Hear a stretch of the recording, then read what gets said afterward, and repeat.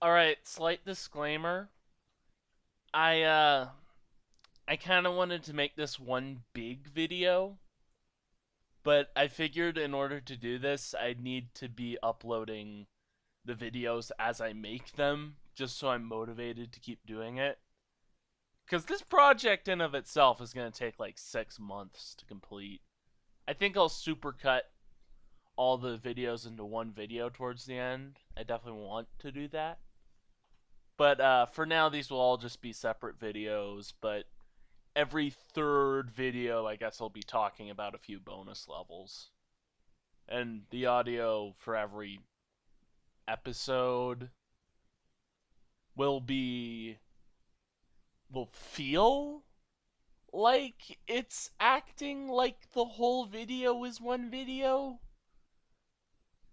That might sound confusing, but I just didn't want to edit my scripts from when I wanted to make this one big video. I think you'll understand as you watch. Let's get into it. Alright, strap yourselves in, boys. This one's gonna be a long one. Hi, I'm Nick Newey. I'm a Christian gamer with a love for music and anime. I'm also a massive LEGO fan, and the bricks in my house are as numerous as the sand of the seashore, that if anyone were able to count the sand, they'd be able to count my LEGO.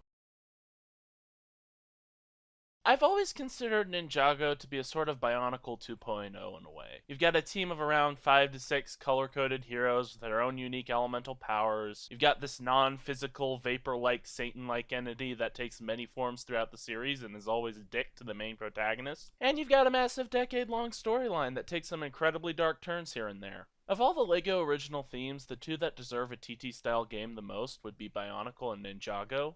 And although TT has made games based on these in the past, they kind of diverged from the main formula a bit, didn't they? But not to fear, for the guy who made that Indiana Jones 3 video several months ago is here, and he's got a plan to make the Ninjago storyline into 6 whole-ass games. But probably 7 when the new seasons come out. I've watched and rewatched the series multiple times, and I think I figured out how to make this show into the game it deserves to be made into. In all likelihood, TT won't be willing to make this game, because they clearly have more faith in their licensed games. And I don't think the LEGO original property of Twist Spinju would do as well as Star Motherfuckin' Wars. But if that make-your-own LEGO game thing Unity has is all it's cracked up to be, which I don't know because I haven't used it yet, we could make our own. Just to let you guys know, I have not watched Season 14 at the time of me writing this script, and Season 15 hasn't come out yet. But I'm sure this video won't come out until 2020, so I probably add those back in before the video's over. So without further ado, let's get into this long-ass game. So Game 1 will be based on the pilot episode as well as the first 2 seasons. The original run of Ninjago, and the classic story of brother versus brother and father versus son. I think we'll split it up into 3 sections of 8 levels. We could just make the pilot episode a sort of prologue level, but it's a bit too big to be one, and it's make much more sense if the first game was 3 segments ending with the quote-unquote final battle. Just know that the pilot episode levels will be much shorter than the TV series levels. These will be Chapter 1, Way of the Ninja, Chapter 2, Rise of the Snakes, and Chapter 3, Legacy of the Green Ninja. So without further ado, let's talk about Level 1.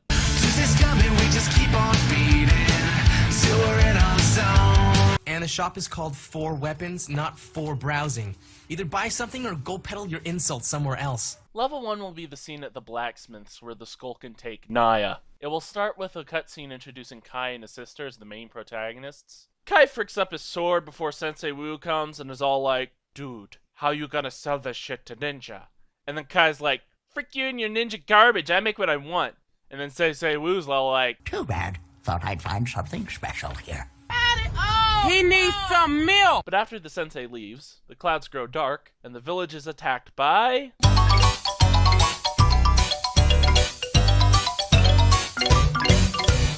Kai and Naya then hop outside to defend the village and the first playable segment begins. But before the first playable segment, I'd like to talk about cutscenes really quick. I'd honestly be fine if the cutscenes were scenes from the TV show if, They actually get the voice actors to voice the characters this time? Yeah, I'm not impressed with these fake-ass voices they used in the console exclusives. And they even got them to do Lego Dimensions as well.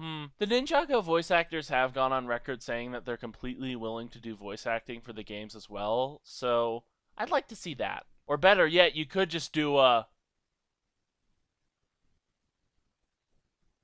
silent Lego game. I think a Ninjago game would be a perfectly good time to bring back the silence of the classic Lego games, even if it's just for this game. Believe it or not, a bad voice is not better than no voice at all, and Lego game fans would love some classic silent game homage. If they don't get the original voice actors, I don't think they should use TV scenes, cause that made the Ninjago movie game kinda awkward, and custom cutscenes might be better for moments we'd need to make multiplayer, like the literal next level we're going to talk about. I think if this becomes a massive fan project we take on ourselves, we should definitely make it silent.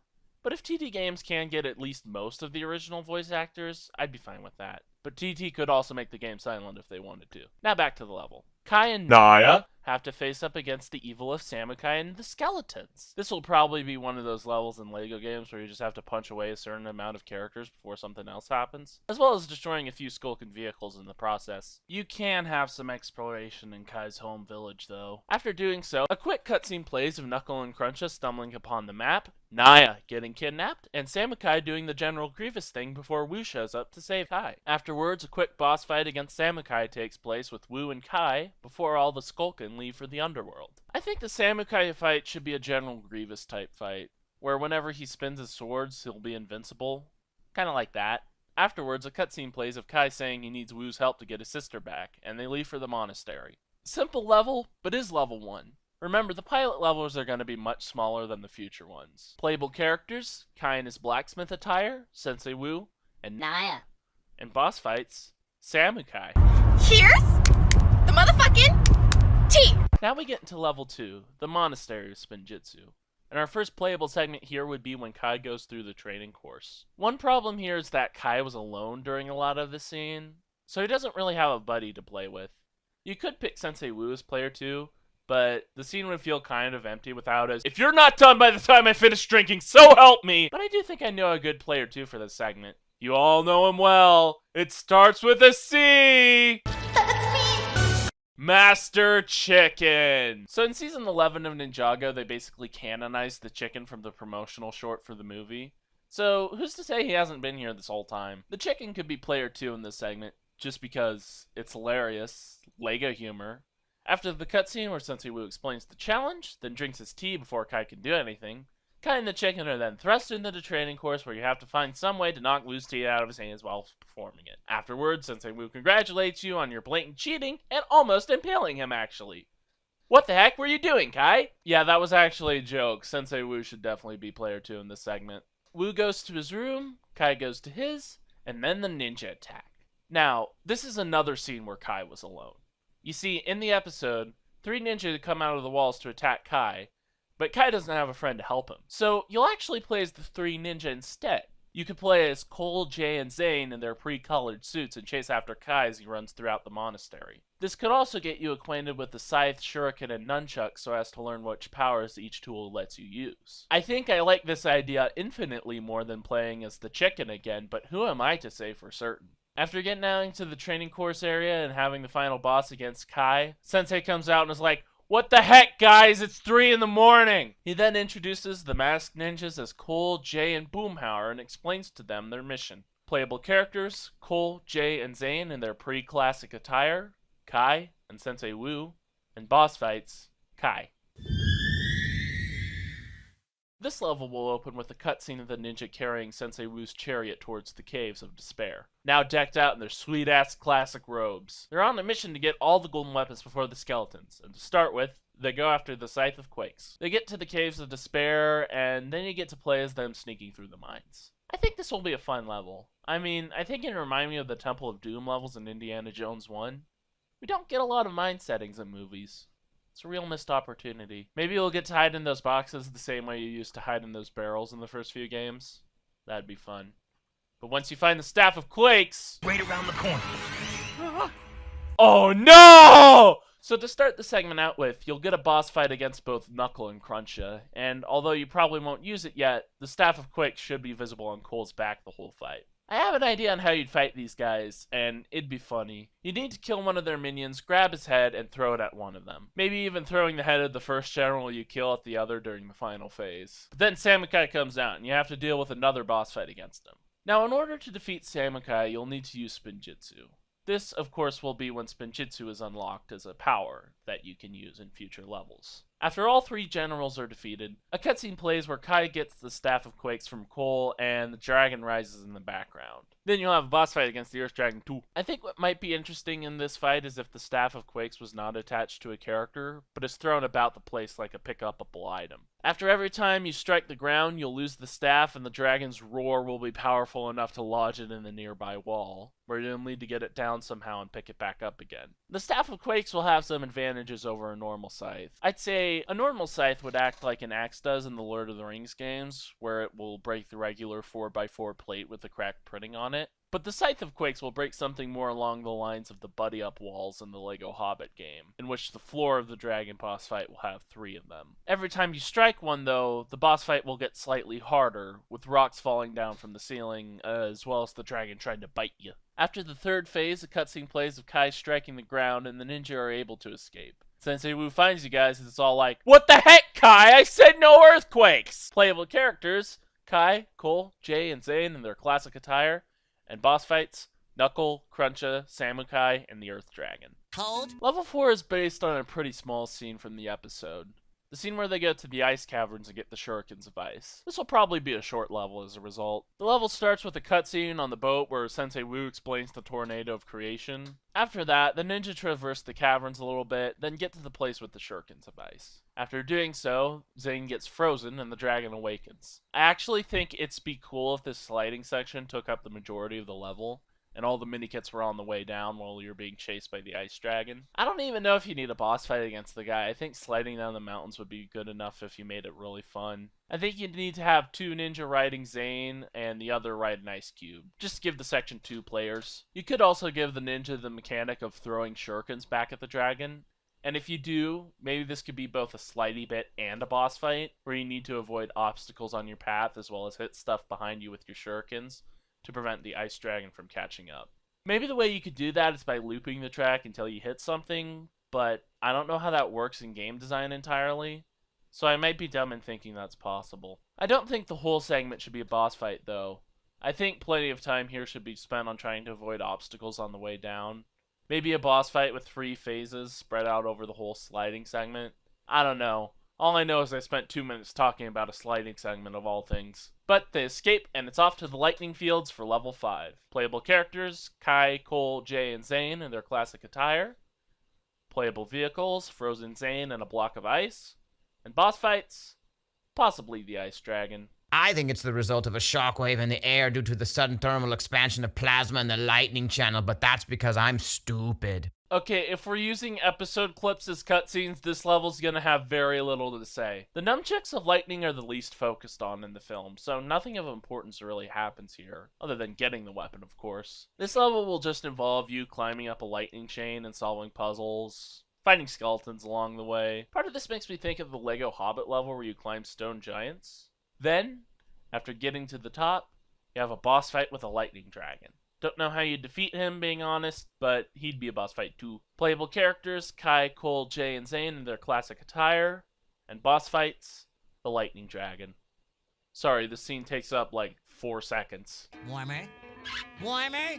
Warmer? You're hot! You're on fire! Oh, it burns! So level 6 was between this scene and the one where the other 3 ninja chase after the Skulkin on the trucks. I decided to go with this one first because in the episode we spent a lot of time in the fire temple before the ninja chased the trucks, and it also makes a lot of sense of the 4 golden weapons levels to be next to each other. Kai sees a shadowy figure he believes to be his sister and follows it. After doing so, he gets to the fire temple and sees the shadowy form of Garmadon himself. The first thing you want to do when playing the level is use Kai to do Spinjitzu, get the Sword of Fire, and get down from the ceiling, so you can then fight Garmadon together. There will then be a boss fight against Shadow Garmadon, and the Sword of Fire will give you a power necessary to defeat him. Garmadon will send out mini Shadow Garmadons to fight you, which will be the minions of the boss fight. After the second phase, Sensei Wu joins the battle, and he helps you in the final phase against Shadow Garmadon. However, after the fight, the fire dragon comes out from his hiding place and you must fight him instead. Garmadon sticks to the wall like the shadow he is, hovering over you as the dragon attacks. He laughs at you as you try to defeat the boss. Use your imagination as to how to defeat him. After defeating the fire dragon, cutscene plays where Sensei Wu sees the lava fall and attempts to commit suicide. Sensei Wu rides down the waterfall and Shadow Garmadon returns to the underworld. So yeah, this level's basically 2 boss fights. But like I said, pilot season, yo. Playable characters, Kai and Wu. And boss fights, Shadow Garmadon and the Fire Dragon. Get out of my car now! Where is my destination? Get out of my car now! Get out of my car! I'm facing a fucking moron! Get out! No!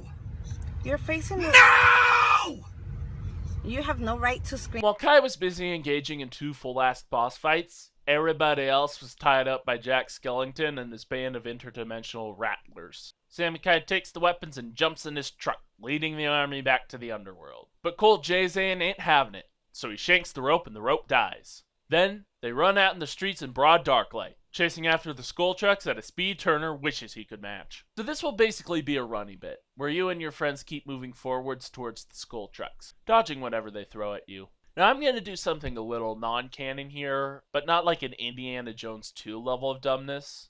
There will be 3 main targets you'll need to go for in this chase. A Turbo Shredder that Crunch is riding, a Knuckles ATV that Knuckles riding, and a Skull Truck that Samukai is riding. Samukai's vehicle being the last. Cruncher will hold the Staff of Quakes, Knuckle will hold the Nunchucks of Lightning, and Samukai will be holding the Shurikens of Ice. They'll be using them to try and stop you from getting close to them, by sending ice, lightning, and earthquakes your way. Once you get close enough to one of the vehicles, you'll be allowed to jump on top of it, and you'll punch off all the skeletons on top of it. After punching off all the skeletons on top of it, you'll get a short fight with whichever general is on the vehicle you're riding, and they'll accidentally use their weapon to somehow break the vehicle. After breaking the vehicle, they'll jump over to Samukai's vehicle before their vehicle blows up, and they all speed boost ahead of you quite a bit before you have to chase after them again. After beating both Knuckle and Cruncha, they'll be riding on Samukai's car, and will still be able to use the weapons against you as they'll be holding on to the front of the car, or the back of the car. Yeah, the back of the car, you're chasing after the car. Yeah, they'll be holding on to the back of the car. You'll get to Samukai's car, get on top of it, and then you'll have another short fight against Samukai. But Samukai will be using all 3 weapons after Knuckle and Cruncha give theirs to him. Afterwards, Samukai, not being a total dumbass, fails to destroy his vehicle and gets you all out of his car. Skeletons then escape to the underworld with the weapons, and you guys get stuck in Ninjago. I took some creative liberties in the segment, but that was just to make it epic. This whole segment is technically a boss fight against all 3 skeleton generals who actually mattered, so I'll consider this to be a boss fight as well. Playable characters, Cole, Jay, and Zane in their classic attire, and boss fights, Knuckle, Cruncha, and Samukai. Welcome to the underground. How was the fall? The ninja are now on their quest to get the gold, save the world, and Sensei Woo!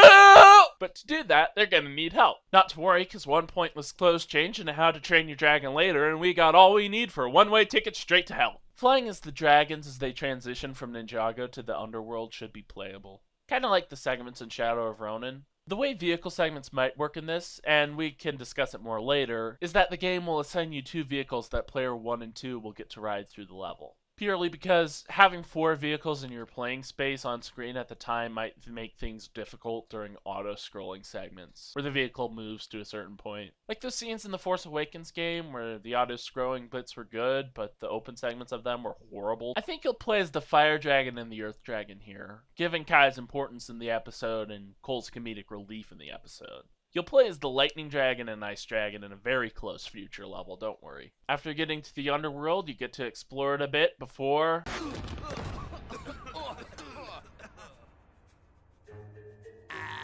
If there are more than one ninja, is it ninjas or just ninja? I think it's just ninja. Oh, okay. Then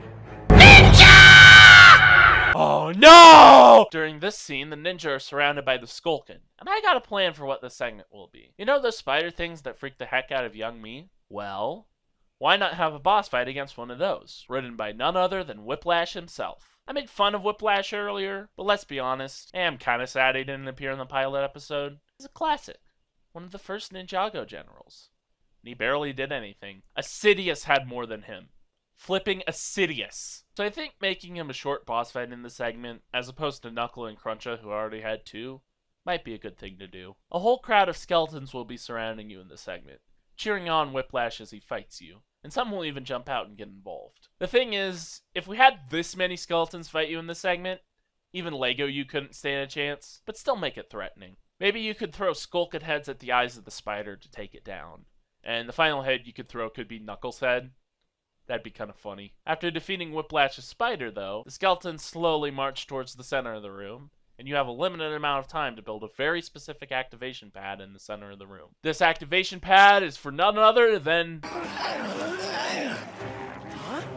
You feel a tremor in this nation? Meat with peanut butter is an underrated taste sensation? I got it! I need to stop my masturbation? Tornado of creation! This will be a new power you can use in the future whenever you have all 4 ninja in one level. This, of course, means free play and hub world exploration will involve 4 characters, which I honestly wouldn't mind. After activating the Tornado of Creation, a cutscene plays of the ninja turning the skeletons into a Ferris wheel for Knuckle and Cruncha to ride. Then the ninja enter Garmadon's fortress, and they find Sensei Wu in combat against Samukai. Maybe in this scene, one of the ninja will enter the ring with Sensei and help him in the final boss. Probably Kai, cause he's important. You'll then have the final fight against Samukai, and use the Sword of Fire to defeat him. But in true like a boss fight fashion, you win in the game, and the boss wins in the cutscene. Samukai then takes the Sword of Fire and stands against Garmadon. But Garmadon laughs at the poor fool as he turns into a portal for some reason. Garmadon enters the portal, promising to return, and the level ends. Father would not want you to do this, brother. He is gone, but he will return. Finishing the story, the ninja go back to Jamanakai village and attempt suicide before realizing suicide is too hard. Trust me, I've tried. Playable characters, Kai, Cole, Jay, and Zane in their DX attire, and Sensei Wu. Playable vehicles, the Fire and Earth Dragons, and boss fights, Whiplash's Spider, and Samukai. Mini-kits for Way of the Ninja could include Level 1, Samukai's Truck, Level 2, Skeleton Turbo Shredder, Level 3, the Earth Dragon, Level 4, the Ice Dragon, Level 5, the Lightning Dragon, Level 6, the Fire Dragon, Level 7, Knuckles ATV, and Level 8, Whiplash's Spider. And the building mini-kit will be the Fire Temple. I'll explain what building mini-kits are towards the end of the video. So that was the pilot season of Ninjago. Pretty good, pretty good. I have fond memories of this episode.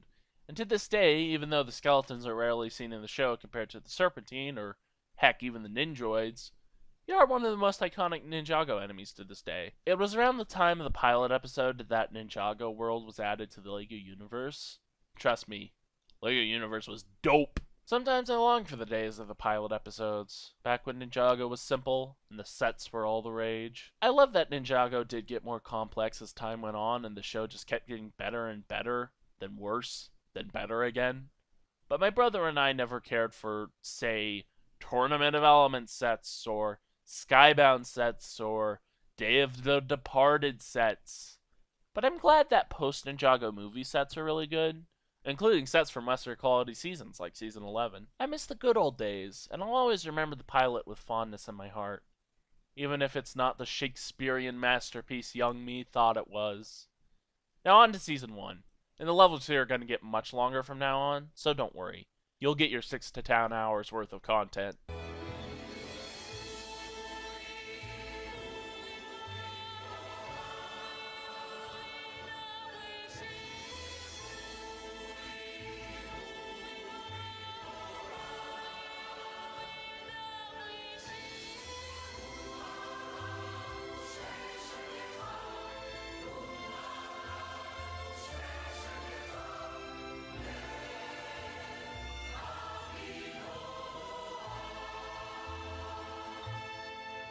Ugh, I hate Mondays. Long before time had a name,